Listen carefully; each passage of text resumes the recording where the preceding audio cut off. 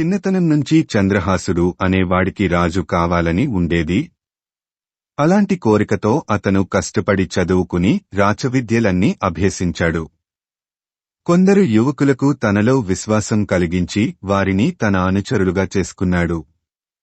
నిర్జన ప్రాంతంలో నగరం నిర్మించి దానికి రాజు కావాలని చంద్రహాసుడి కోరిక. రాజధానిని నిర్మించేటప్పుడు స్థల ప్రభావం చూడడం అవసరం అన్నాడు చంద్రహాసుడితో అతని పురోహితుడు.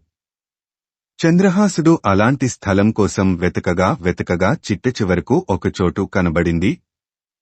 అతను చూస్తుండగా ఆ ప్రదేశానికి వేటకుక్కలు కుందేళ్లను తరుముకుంటూ వచ్చాయి. ఆ ప్రదేశానికి చేరుతూనే కుందేళ్లు పారిపోవడం మాని వేటకుక్కల మీద తిరగబడి వాటిని తరిమేశాయి. చంద్రహాసుడు ఆ స్థలంలో తన రాజధాని కట్టించి దానికి కుందేలు నగరం అని పేరు పెట్టాడు. దానికి రాజు చంద్రహాసుడు. ఆ నగరం లవంగదేశపు సరిహద్దున ఉండడం వల్ల ఆ దేశపు రాజు చంద్రహాసుడి పైకి యుద్ధానికి వచ్చాడు. కుందేలు నగరం దుర్భేద్యంగా నిర్మించబడింది. నగరంలో ఉన్న సైనికులు కొద్దిమందే అయినా తమకు అపజయం లేదన్న నమ్మకం గలవాళ్లు.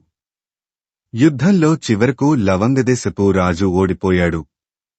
కాలక్రమాన చంద్రహాసుడి రాజ్యపు పొలిమేరల మీద ఉన్న రాజులందరూ అతని ముందు ఓడిపోయారు. అతని రాజ్యం విస్తరించింది. అతను చక్రవర్తి అయ్యాడు. చంద్రహాసుడి కొడుకు పద్మసేనుడు సరిగా విద్యాభ్యాసం చెయ్యక యుక్తవయస్కుడయ్యే సమయానికి అవలక్షణాలన్నీ అలవరుచుకున్నాడు. ఈ స్థితిలో చంద్రహాసుడు హఠాత్తుగా గుండె ఆగి మరణించాడు. పద్మసేనుడు రాజు అయ్యాడు. కాని అతనికి రాచరికపు బాధ్యతలు నిర్వహించే సామర్థ్యం లేదు.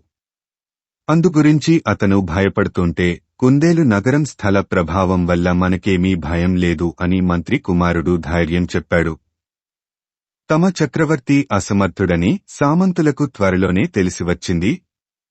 లవంగదేశపు సామంతుడు పెద్దసేనతో కుందేలు నగరం మీదకి దండెత్తివచ్చాడు. అప్పుడు జరిగిన యుద్ధంలో పద్మసేనుడు చిత్తుగా ఓడిపోయి మంత్రి కుమారుడితో కలిసి రహస్యంగా అడవుల్లోకి పారిపోయాడు. స్థల ప్రభావం వల్ల రాజ్యం సంపాదించి నా తండ్రి చక్రవర్తి కాగలిగాడు.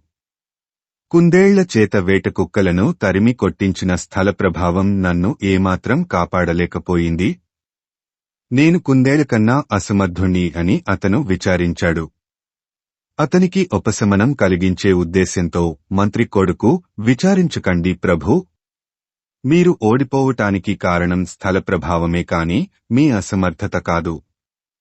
అక్కడిదాకా కుందేళ్లను తరుముకుంటూ వచ్చిన వేటకుక్కలు అక్కడికి రాగానే తిరుగుముఖం పట్టినవంటే కుందేళ్లకు ధైర్యాన్ని ప్రసాదించిన స్థలమే వేటకుక్కలకు అధైర్యం కలిగించిందన్నమాట.